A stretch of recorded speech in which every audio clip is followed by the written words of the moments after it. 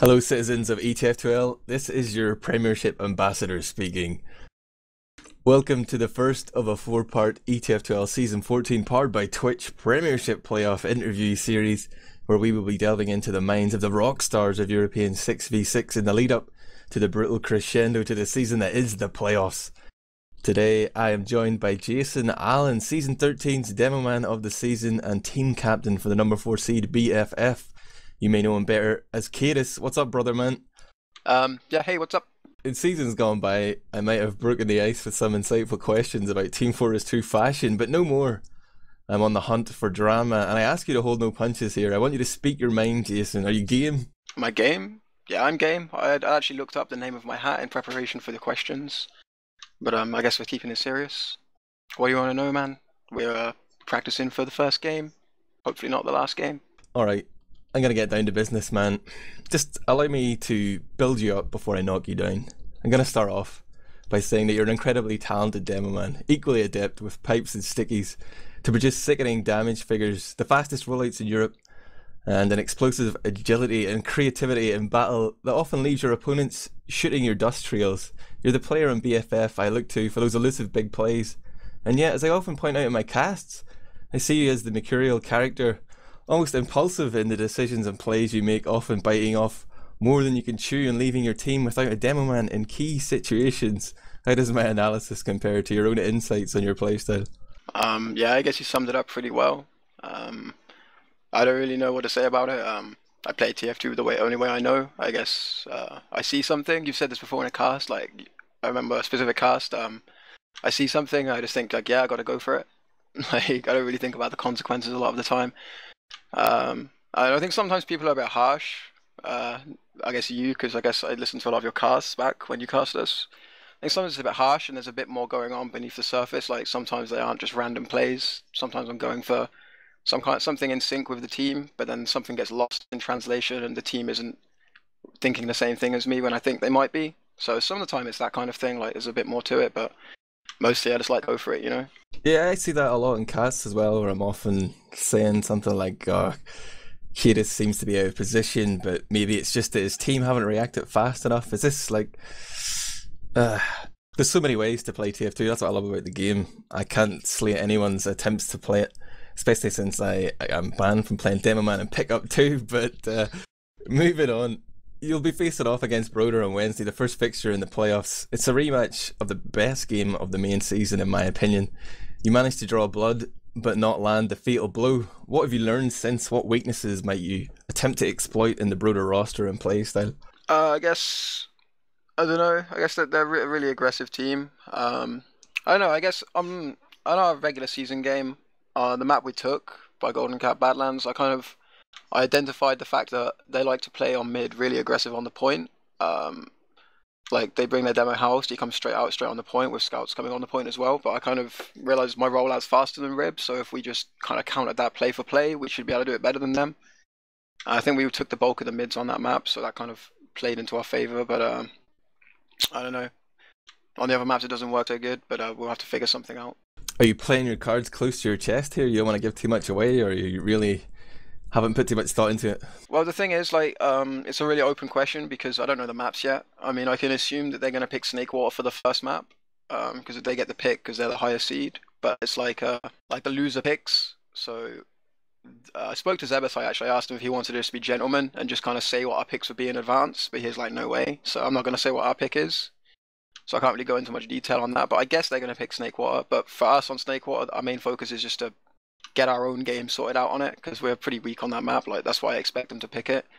It's a pretty weak map for us, so I'm not really looking at what they're doing. I'm more just looking at stepping our own game up at the moment. Well, yeah, let me sort of flip that question back at you and ask, what are the shortcomings of BFF that you've been able to identify? Like, what are the leaks that you think need to be plugged before you go back to do battle with Broder again? I don't know. I guess this is not so much to do with Broder, but against all teams, something we seem to lack compared to I'd say Epsilon and CC at least is kind of breadth of comms. Like we have like say our flank is Daleth, Bevan and Quad, mainly Daleth and Bevan. Both of them are pretty kind of dependent. They try and work off what other people are doing, so a lot of the time the comms get very one-dimensional, like they're all coming from the combo.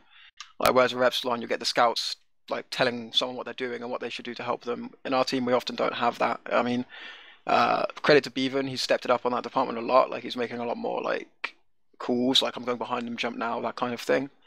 But that's the main issue for me. Like that's what I've really been kind of trying to drill into them all season long. Like the comms, the calls, they can't only come from me and Hat. Like other people got to contribute. And I think we're getting there bit by bit, but it's going to take some time still. You mentioned a few of the names in the roster there. Like season 14 saw a couple of familiar faces added to BFF. You got Hat, Quad, and Beaver, and they're all old hands. But the acquisition of Dallas maybe raised a few eyebrows. Was this a case of no one better being available, or did you feel that you'd sort of unearthed a raw talent, like a diamond in the rough? It's a bit of both. Like, I mean, had there been like a superstar available, I mean, I probably would have gone for him. But I mean, there were some tried and tested people available that would have done a decent enough job. But I don't know, like it's kind of all or nothing.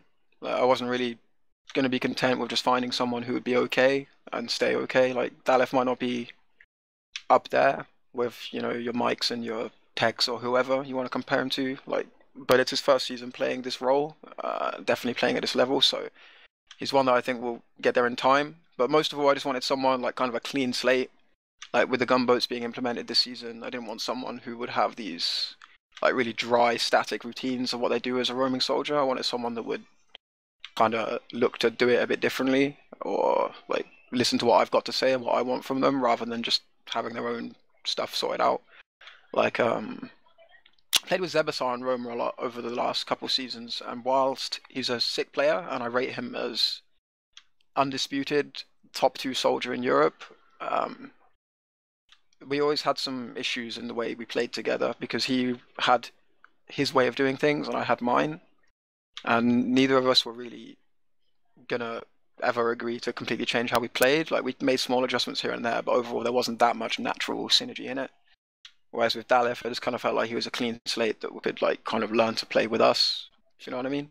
Yeah, I can really feel what you're saying there. It's something that I have personally tried to achieve in Crack Clan, getting players that maybe don't have a fully formed idea of what they want to do, that you can mould a little bit, but they probably end up moulding me more than anything. But you're talking about the pre-season drama there, or hinting at it, and I want to sort of look back here, lay out for the people that maybe don't know. You decided to cut Darn and Maryland, whilst at the same time Cookie, Bibbin and Zebo abandoned ship. There was some sort of clandestine dealings going on there, and we saw 4 of those players resurface in the very broader roster that stands between you and Crack Clan. This fixture is much more than a game of Team Fortress 2. It's the ultimate vindication for the decisions that were made then, and perhaps the backs that were stabbed. Can you handle that sort of pressure, Jason? Yeah, for sure, we can handle the pressure. I mean, from the outside, I guess it looks that way. I don't want to destroy what you're doing here, kind of trying to build a story behind this game. But there isn't, like, for me at least, there's not that much animosity here. Like, to my knowledge, everyone that left toward the tail end of last season, they did so for their own reasons.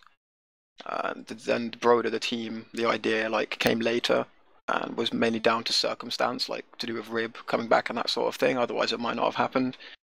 Like, I mean, none of the players that I cut 2 players. I cut Down and Evil Moon, and none of them are really involved here. I mean, for me, like, if there was ever going to be a grudge match here, it would have been like Mighty GB, but even then it wasn't so much that.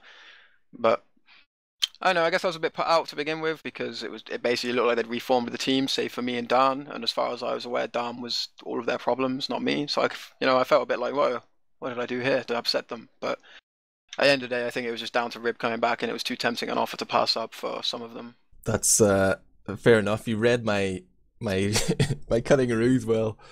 Just trying to start some drama here, hack journalism.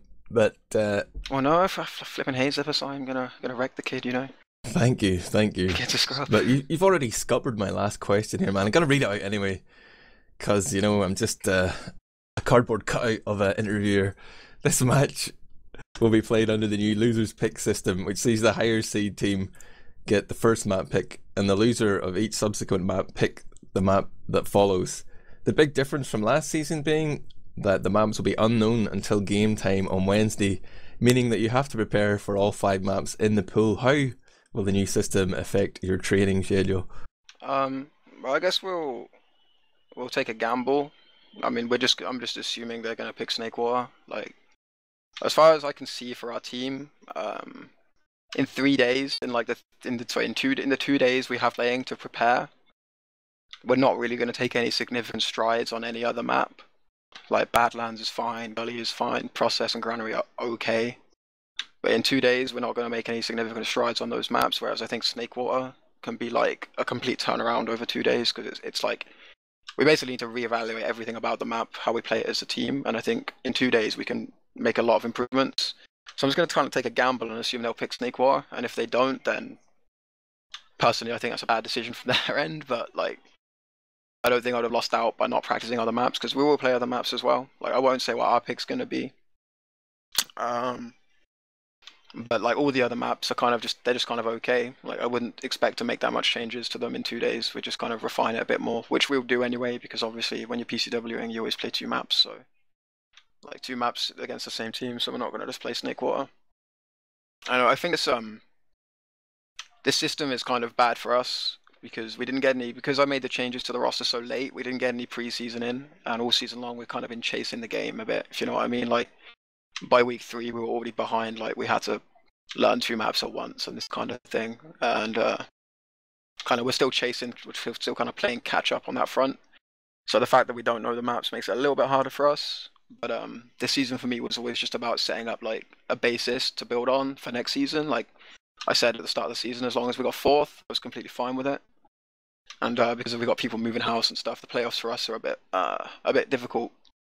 So kind of like our goal's already been reached for this season. Anything else is just a bonus, so I'm not too worried about that, but mainly just looking a bit further forward, I guess. How certain are you of that broader map selection? Are you just guessing they're going to pick Snakewater, or? I'd be absolutely amazed if they didn't, because we lost to MyDGB on it, and they're not a bad team, but I think on any other map we would have taken it relatively comfortably. Well, if I'm Zebus, I'm sitting listening to this interview, am I going to take this as mind games? Is Kaidus trying to double bluff me here and tell me to pick Snakewater, and really he wants me to pick Snakewater? Well, at the end of the day, like, they know for a fact we haven't practiced it lately, and they know we only have 2 days to improve it, and like whenever we played Broder on Snakewater, it was disgusting, man. Like, PCWs against Broder on Snakewater, that's probably the reason we're so bad at it, because we just got so demoralized, because it just mids, it was just like you couldn't even freaking like breathe on the mids. You're just like scouts in your face, we're dead, that's dead, on last, points capped, new mid, repeat. And that was kind of how it was. So if he remembers any of that, he's probably thinking, yeah, Snakewater, easy bet. But I don't think it'll go the same way, but I think they're pointing them to pick another map. I mean, we showed we can beat them on Badlands. I don't think they enjoy Granary enough to want to play that. Gullywash, we've had good results. Process is neither here nor there. So I think just for them, it makes sense to pick Snakewater. Yeah, I can see your logic here. But folks, the only way to find out for sure which maps are played will be to tune in on Wednesday, 13th of March 2013 at 21:15 CET for round 1 of ETF2L's Season 14, powered by Twitch and Club 3D Premiership playoffs. Thank you for your time, Jason, and good luck to BFF. Thanks, buddy.